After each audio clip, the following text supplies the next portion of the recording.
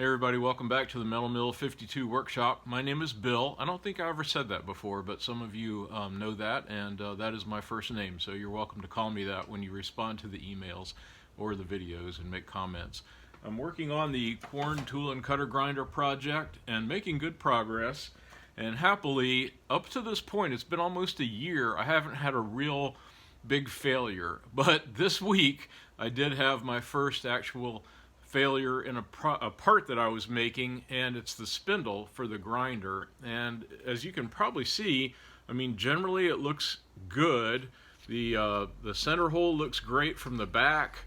The threading came out superb, if I do say so myself. Let me get the nut off, you can see. So long story short, I had worked on this thing all week long and I had gotten it perfect. I mean, the only imperfection that I was aware of was trying to adjust the fit there for the bearing fit.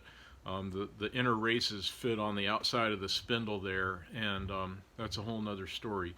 So anyway, I got it done, and this is that good stress-proof steel, and I parted it off the other night, and I thought, hey, this is great. You know, I'll be able to upload the video Saturday morning and everybody can see the spindle, and I'll move on to making the pulley and the other parts. Well, when I parted it off, I took a look at it, and I don't know if this is showing up very well on the screen, but as you can see, the center hole is way off on this end, and that is not acceptable by any stretch, any way, shape, or form for a grinder spindle. And I can tell you why that it is like that. I tried to drill the hole through all at once. I had drilled successively short passes, you know, with smaller drills, and then I took a long 5/16 inch drill and tried to drill it through and then ream it out, thinking that it would be acceptable, because the real accuracy comes in from the 40 degree taper that you cut in the front, but that is not even close. So this will be a piece of scrap, you know, who knows, maybe I can use it as a spacer or something on some other future project if I cut it through halfway. But it's a great learning experience. You know, that I'm philosophical whenever I make a mistake like this. I try to learn from the experience. That's the beauty of this hobby, is making things, and sometimes it works and sometimes it doesn't. So, you know, I'll just try to be encouraging and say, don't get mad at yourself. I mean, I'm happy that this is just a piece of steel that I messed up and it's not one of the castings. That would be more expensive to replace. But fear not, this is President's Day weekend of 2022, and I've got the entire weekend off. Today is Saturday.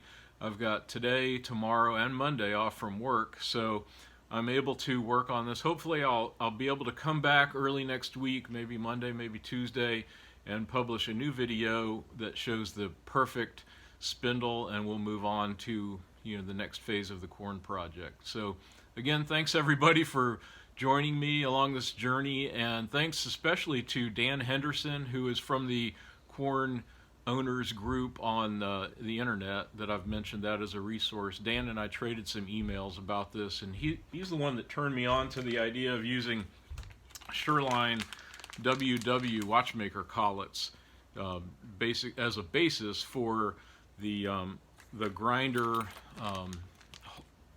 support assemblies. So that's what I plan on using, is that kind of design. And again, you know, like I said, learn from your mistakes, move on, try to have good humor about it. And today's a beautiful, bright, sunny day, and I've got more things to make in the shop. So I hope that's interesting to you. Leave me comments. Thanks again for the new subscribers and the comments. I always enjoy that, and I try to respond whenever I can.